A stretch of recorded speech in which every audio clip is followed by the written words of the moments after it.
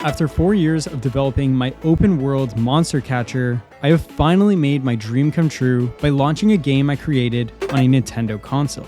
This is the final devlog on my childhood dream game, Monster Tribe. So for those of you that don't know, 4 years ago, I started developing a little indie title I thought could be a fun prototype to share with my friends and family. I came up with a similar concept with my siblings when I was younger, and so I decided to take this on as my first real project as I started to get into game development when I became a hobbyist. Well, 3 years of development and 1 year of console porting later, and we have a fully released indie game showcased by IGN, featured at PAX, a successful Kickstarter campaign, its own professional lore and art book, and of course, creating the origin of my journey as a full-time game developer and YouTuber. But how did we actually get here? So Monster Tribe, formerly known as Monster Tower, began as a project I wanted to make to test my pixel art abilities. I've always been into games like Pokémon, so making a monster catcher game was intriguing to me.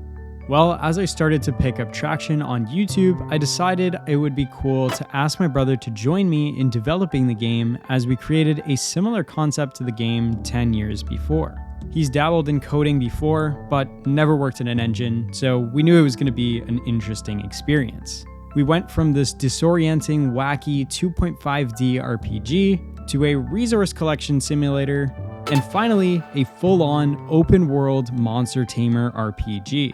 We created so many different battle systems before landing on a finished design, as well as starting with a simple town and expanding to so many different area types and biomes. This game will always have a special place in my story, but I am also extremely excited to see the game finally finished and physically in my hands on my Nintendo Switch. It's been 4 long years of waiting for this dream to become a reality for me, but now I want to tell you about the major lesson I learned from this journey, what I'm taking away from all of this, and what I want to improve on in the future. Well, what was my biggest takeaway from everything that happened? Making indie games and having a kick-ass time doing it is definitely possible and very rewarding. Pursue your passions, learn from your mistakes, and find a new way through the obstacles.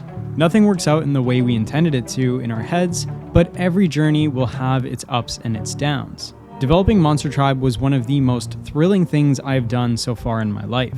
But don't get me wrong, it was also one of the most difficult and draining tasks I've ever had to do. My journey wasn't perfect, but we got to the finish line, and there is no better feeling than accomplishing something you set out to do.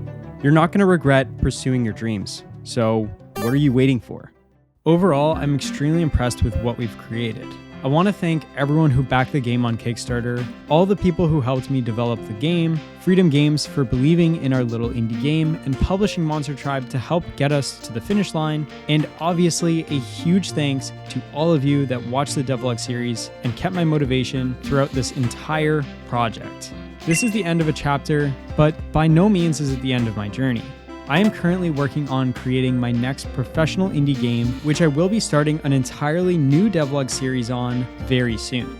If you want to see just how much I've improved and what I'm up to now, make sure to subscribe so you can see my new game as soon as it is announced on my channel and whatever projects we develop together next.